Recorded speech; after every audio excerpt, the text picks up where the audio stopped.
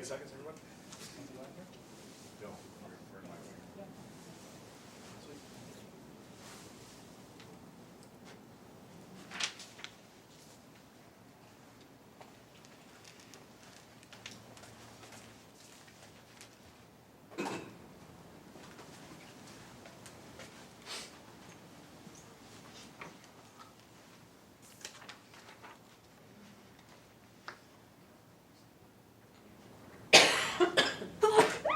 Bless you. Just maybe stand off to my left.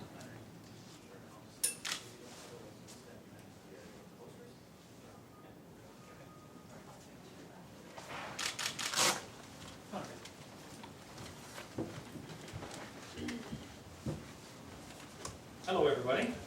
Thanks for coming down. Good turnout today. I'm Sergeant Steve Addison. My last name is spelled Addison, and I work in the Media Relations Unit here at the Vancouver Police Department. Joined today by Sergeant Clint Hampton, representing the Metro Vancouver Transit Police, as well as Kendra Belsham, who's representing Bar Watch. We are here today to launch a new public awareness campaign. It's a hands-off campaign. And it is a campaign that is designed to remind offenders that any sexual contact without consent is a sexual assault. As a police agency, we are concerned by the number of sexual assaults that continue to happen via incidents of groping and unwanted touching in public places. We know that almost everybody knows somebody or is somebody who has been sexually assaulted in this manner, and we want to get the message out to offenders that this behavior is unacceptable. It won't be tolerated, and that if it's reported to us, we will investigate it fully, and charges could be a result of those investigations.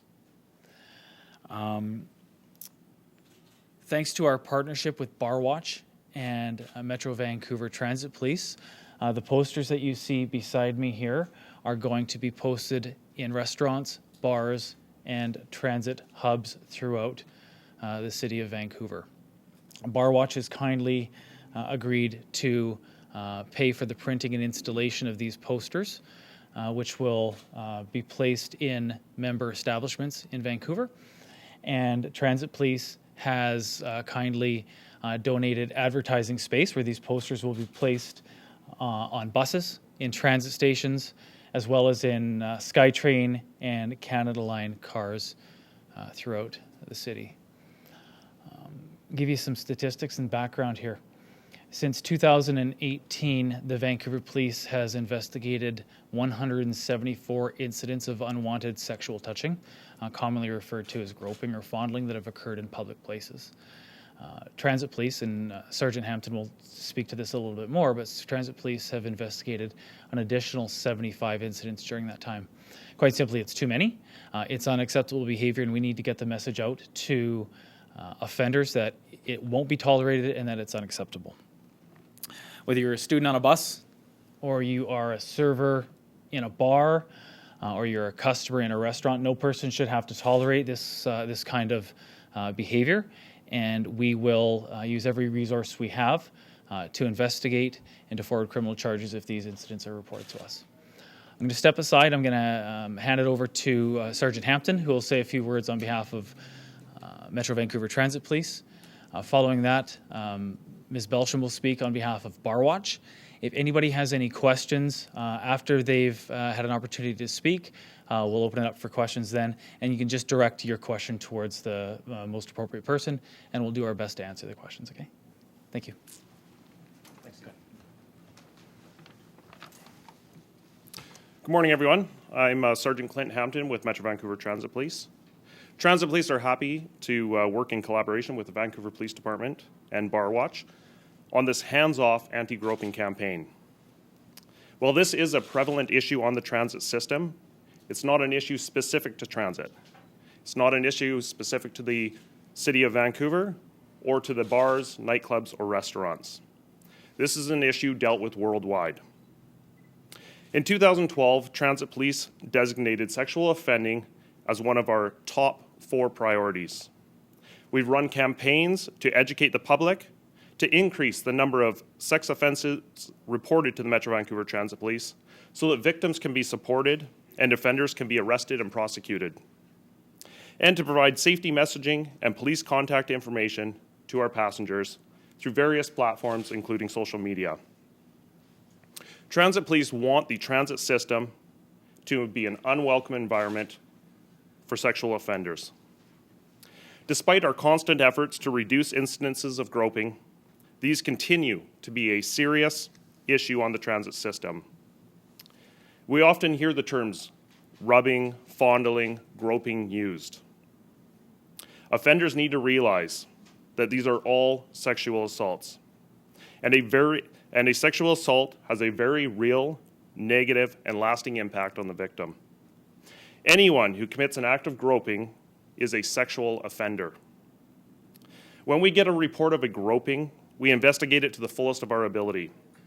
When we identify and arrest the suspect, we don't recommend a charge of groping, touching, or rubbing. We recommend a charge of sexual assault. I'm going to conclude by speaking directly to the offenders. Be on notice.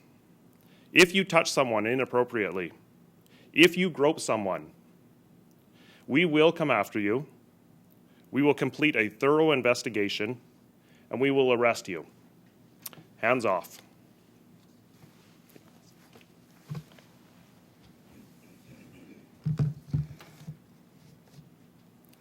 Barwatch was established in 2007 as a way to eliminate gang members and criminals from the downtown Granville Entertainment District. We essentially started to ensure that all patrons of Vancouver have a safe environment. Anyone who breaches our code of conduct in a Barwatch establishment is added to a master list that all Barwatch members have access to and is removed and banned from the establishment. Partnering with the VPD and Metro Vancouver Police to ensure a safe environment, entertainment experience in our bars and clubs, we are focusing on safety for female patrons and female staff.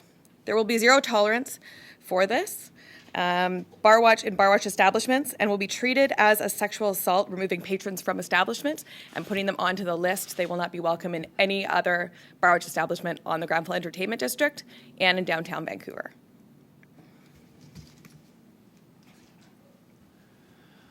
Okay. If anybody has any specific questions, we'll do our best to answer them. Why now? Is this on the increase? Can you give us numbers about whether this is a particular concern right now? So our job is to prevent crime as well as to investigate crime. This came to our attention, and now is the right time to do it. We don't want to wait any longer. It's time to get that message out to offenders and have them stop this behavior. The numbers that I cited are consistent with numbers from previous years. The numbers are high, and it's a concern for us. So now is the time to get this messaging out and to encourage people to stop this behavior. It's unacceptable. You must believe that there are tons of unreported incidents. If you're 175, it isn't that high in a city as big as Vancouver, but you have to believe that it's way higher than that, and people just don't think, why would I call police if someone grabbed my butt on a SkyTrain or in a bar? Well, we only know what we know, and there have been 174 cases reported to the Vancouver Police since the beginning of 2018. Victims of sexual assault have different reasons for coming forward at different times. Some choose to come forward immediately and report the incidents to police. Some people wait a certain amount of time. Some people never report it to the police. That's an individual decision made by each individual victim. What would you say to people who maybe think, oh, like I felt uncomfortable and I didn't like it, but it's not really assault, is it? If some guy grabbed me as I'm walking past them on the street, what would you say to that person who's unsure what to do? So everybody knows somebody or is somebody who has been sexually assaulted, whether it's somebody being grabbed on a bus or fondled in a bar or in a restaurant. It's wrong. Nobody should have to tolerate that, whether you're a server or a customer or a patron on a bus. if somebody believes that they've been a victim of a sexual assault or has witnessed a sexual assault, we encourage them to come forward to report it to the police so the police can investigate. These are sexual assaults. We want the public to know that these are sexual assaults. And if they are reported to the police, they can be investigated thoroughly, and we can hold offenders accountable. For Kendra, I noticed there were no statistics from you, but anecdotally, what do you hear from female patrons and staff about what they've been experiencing? Well, I mean, it's been a long time problem in the food and beverage industry. Obviously, you're introducing alcohol, which never helps the situation. And I would say that probably every single girl I know or has worked for me in the past 10 years has had some sort of experience to report on this. Part of the problem with it is that, like these gentlemen said, fondling, grabbing, groping, rubbing, touching, it really diminishes what's actually going on. So by saying it's no longer diminished and we're not going to take it anymore, it's a red flag to offenders to tell them that just because they grabbed a girl's butt in the bar means that it's nothing and it's no big deal. Because it is a big deal. And these gentlemen are going to make it a big deal. And Bar Watch is here to support that 100%. Are people removed from bars regularly for this? Can you tell me any sort of actual evidence of that? Is it happening? Yes, it's happening. It's happening. Sometimes it's happened anywhere from a customer altercation, anywhere to gentlemen getting the wrong idea of women and waiting for them outside their establishment after work. Reiterate again, what would happen if I was in a bar and someone grabbed my butt as I was walking past Yeah. and I went and told a staff member? Yeah. What would happen? They'd be removed from the establishment, and they'd be barred from the establishment for an extended period of time, along with every other establishment in the downtown core that's a member of the Bar Watch. If for establishments that aren't a member of Bar Watch, they will deal with it as they see fit. Usually removing the patron from the premises is the number one thing that happens. Sometimes, and maybe this is for the officers as well, sometimes women don't come forward just because they're worried they might not be believed. I think this happened, but I didn't see the guy, I don't know. They're just worried there's not enough evidence. So how do you assure them that coming forward won't just result in them feeling maybe like their stories don't matter? We believe victims. We take every report of sexual assault seriously, and we thoroughly investigate every report of sexual assault. We want anybody who has been the victim of a sexual assault to call police so that we can investigate thoroughly. And we will hold offenders accountable when there's sufficient evidence of a sexual assault. Do you have a conviction rate or a charge rate on this? I don't have that information, sorry. Hypothetical Speak to scenario, Sorry.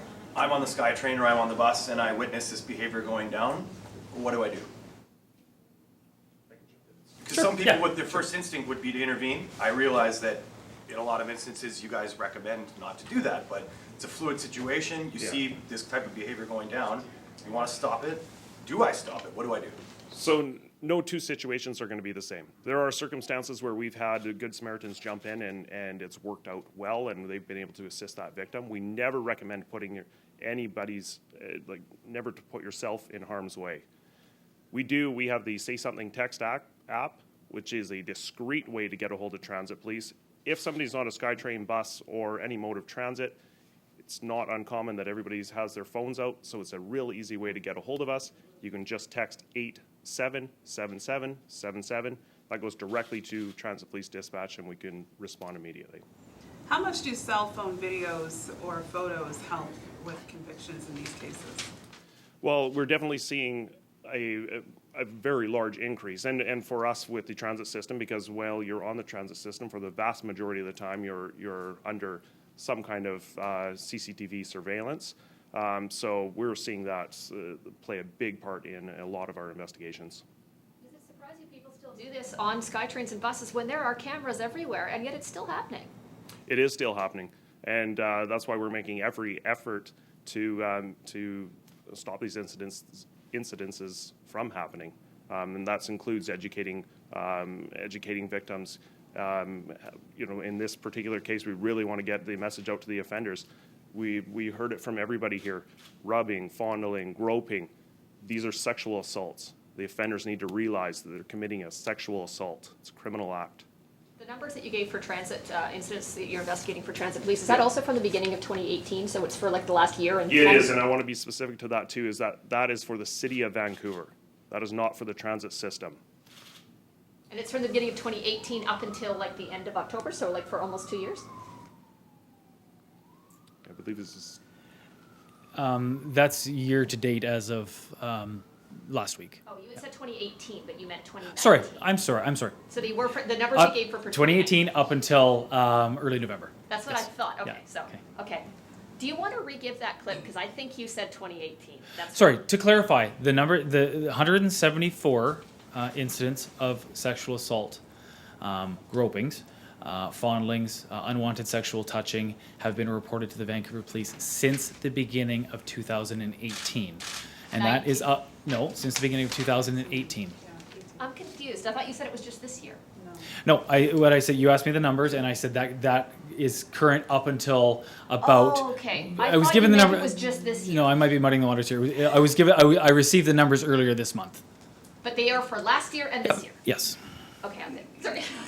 And Sergeant Hampton, do you have numbers system-wide? You mentioned that this was only for the city of Vancouver. Do you have system-wide for the same? the only number that I can provide is that transit police were the primary investigators for 160 sexual offenses on the transit system for 2018.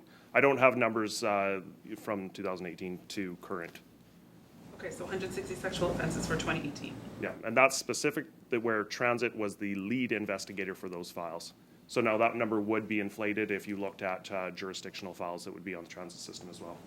Is the victim always a female? We couldn't help but notice that in the hands off, one of the hands has painted nails like it might be a female offender. So, no, the victim isn't always a female. We have had cases where we've had male victims as well. I don't think that's it's necessarily a gender issue. It's just an issue that we need to deal with. So what is the maximum penalty for the groping? Well, as we said, a groping is a sexual assault. A person charged with sexual assault can undergo a trial, and based on the evidence and based on the conviction, a sentence will be administered by a judge. So penalties are meted out on a case-by-case basis. Other than SkyTrain in a bar, are there anywhere else? Like, can this happen anywhere? Or do you get reports of this happening just about anywhere in the city? These incidents can happen anywhere. They're most prevalent in crowded places, like SkyTrains, like buses, like bars, and like restaurants, but certainly they can happen anywhere. And I want to make it clear as well that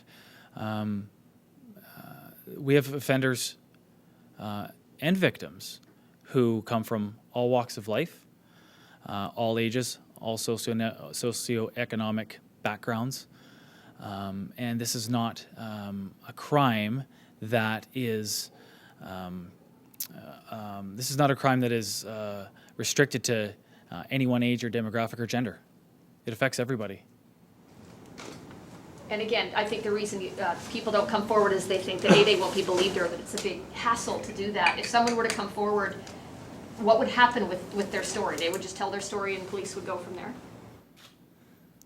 We want anybody who has been the victim of a sexual assault or who has witnessed a sexual assault to come forward. Police will investigate thoroughly all of those reports, conduct a thorough investigation, and follow the evidence. We want people to let us know when this is happening. We want people to come forward. So question to Sergeant Hampton. So because it's so crowded inside a transit vehicle, so how can people avoid being suspected to have unwanted sexual touching? Sorry, that was how can people avoid incidences of sexual touching while in a crowded train? Yes. So unfortunately, you're correct. A lot of trains are very busy. What we often find is that victims have I think it happened, but I'm not sure it happened. And this might touch to some of the other questions as well. And in those cases, we want to hear from those victims, because more often than not, if you believe that it was a possibility, then it likely did happen. Get a hold of us, let us investigate it, and let us determine whether or not there's an incident that occurred. I mean, from perspective of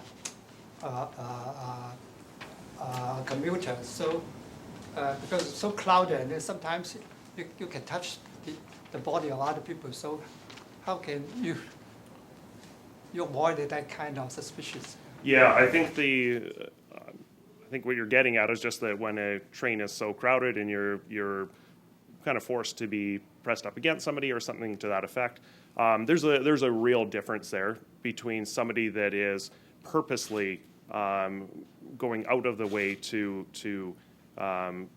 grope, touch, sexually assault somebody versus just a crowded train where you're shoulder to shoulder to somebody. And like I said, in most instances that I've dealt with, victims are aware of the difference and they know when it has happened. Right. Sorry, I've just got one final question. If someone comes forward who is a victim of one of these assaults, do you have any resources that you point them towards to help them kind of cope with what might be a really traumatic situation? I can clear. So yeah, that's a big piece, and we want to make this as comfortable as possible for the victims. We, Sergeant Addison, I think touched on this, is that we want to hear from people, and we don't want to make it a more traumatic incident than it already was. One of those pieces is getting a hold of victim services for them, so that they do have somebody that outside the policing side of things that they can speak to regarding this. And then if somebody's more comfortable perhaps speaking with a female officer, we'll accommodate that. We just try to be as accommodating as possible, make it a more comfortable situation for them.